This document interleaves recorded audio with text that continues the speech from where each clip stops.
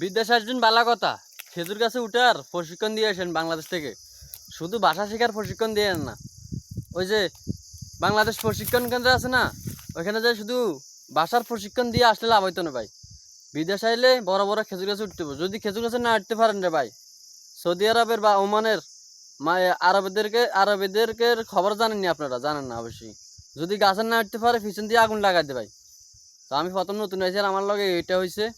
তো পরে গাছে উঠতে শিখছি। তবে খেজুর গাছ উঠতে পারলে লাভ আছে একটা দিক দিয়ে, খেজুর গাছ উঠলে অনেক টাকা পাওয়া যায়। একটা গাছে খেজুর গাছ মানে আমি পরিষ্কার করছি আজকে, আজকে সারাদিনের ইনকাম আমি পাই গেছি। যেমন এই একটা গাছে খেজুর গাছে উঠছি, আমি 3টা রিয়াল পাইছি। 3টা রিয়াল বাংলাদেশে 6,000 টাকা। তাহলে আর করা লাগে না, ডেলি 2টা গাছ করলে এনাফ 6,000 করে 12,000 টাকা ইনকাম হয়ে যায়।